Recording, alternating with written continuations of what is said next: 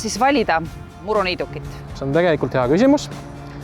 Muruniiduki valimine oma olemuselt ei ole väga raske. Muruniidukit tuleks valida enda niidetava pindala järgi. Muruniidukeid on tegelikult, võib lahterdada kolme lahtrisse siis. On elektrimootoriga muruniidukid, mis võtavad siis seinast elektrit ja töötavad selle pealt.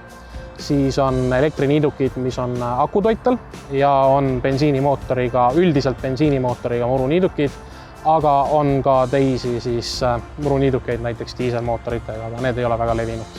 Mis on nende muruniidukite erinevused? Erinevused tegelikult ongi siis selles, et kas neid peab ise lükkama või on neil ka etteveosüsteem.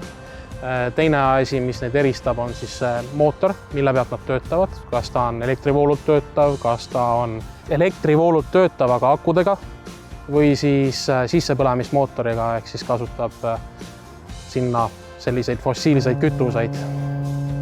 Et muud vahet neil tegelikult ei ole. Et tööpõhimõte on kõikidel ikkagi sama, et 4 ratast igas nurgas ja tera, mis tegelikult seda muru niidab. Räägime nüüd kõigepealt siis sellest muruniidukist. Bensiinimootoriga muruniidukid on hetkel ikkagi veel kõige levinumad, aga nende aega hakkab vaikselt otsa saama.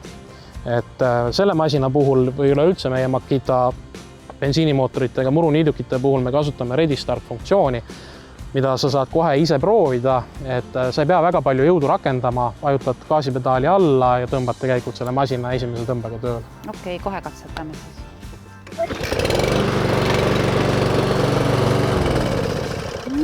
Läkski nagu niuhti. Jah, aga mis siin tekib kohe, kui seda asja käima tõmmata, siis meie omavahel enam väga palju suhelda ei saa. Kui sa teeksid seda hommikul kell 8 näiteks, oletame, tahad ennem tööle minekut muru ära niita, siis naabrimees või naabrinaine on tõenäoliselt su peale päris pahane, seepärast, et tema tahaks võib-olla veel magada. Järgmine masin, mida ma ise isiklikult väga palju soovitan, ongi akumasin. Esiteks, akude laadimine maksab sulle suurusjärk 8–10 senti, vastavalt sellele, mis elektripaketti sa kasutad. Ja nende 2 akuga on võimalik niita üle 1000 ruutmeetri juba.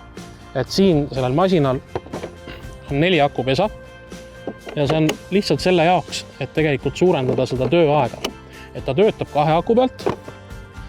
Sisse lülitamine on lihtne. Vajutate siit tööle. Jaa, lihtsalt nii. Ja. Siis siit nupp alla ja hoob. Okei, vaikne. Ja vaikne on ta ka, et me saame omavahel tegelikult suhelda. Ja sellel on siis ka see vedamisfunktsioon. Vastavalt enda kiirusele, vastavalt enda trenni soovile saab valida selle, et kas sa jooksed selle masinaga kaasa või kõnnid rahulikult. Samamoodi on siin kõrval kohe selle kiirusreguleerimishoova kõrval on akude indikaator. Et kui sa siia peale vajutad, siis sa tegelikult näed, kui palju on akudes veel energiat järel. Et oskad ka arvestada sellega, et oletame, et sul on veel natukene niita vaja, mõtled, et kas ma nüüd selle niidan ära, vaatad, on küll akut veel, niidab küll. Makita masinate puhul on siis see, et reguleerimisvahemikku on päris palju. Et alates esimesest kõrgusest kuni siis 10. välja, ehk siis 10 erinevat reguleerimiskõrgust. See käib väga lihtsalt liigutada nii-öelda üles-alla. Vastavalt sellele, et kui palju on vaja siis seda kõrgust saada sellel materjalil või lõigataval pinnal. Kui vaadata seda valikut, siis toote valik on päris lai. Põhiline, mis nende erinevus on siis see, et kas nad on vedavad või siis mitte vedavad. Teine tähtis asi on lõike laius. Ja kui me võtame selle lõike laiuse, siis kõige laiematel on see 53 sentimeetrit ja kõige kitsamal on see 38 sentimeetrit. Et kui 10 korda edasi-tagasi käia, siis sealt tuleb juba üle meetri vahet. Et mida laiem lõike laius, seda vähem sa pead tegelikult edasi-tagasi jooksma. Kui sa võtad selle korpuse ja lähed näiteks aia äärest või maja äärest lõikama muru, siis rattad on lõikemehhanismiga ühel joonel ja sa saad täiesti äärest selle muru, mida sul vaja lõigata on, saad ära lõigata. Kui sa endiselt ei tea, kuidas muruniidukid valida, siis pöörduge spetsialistide poole.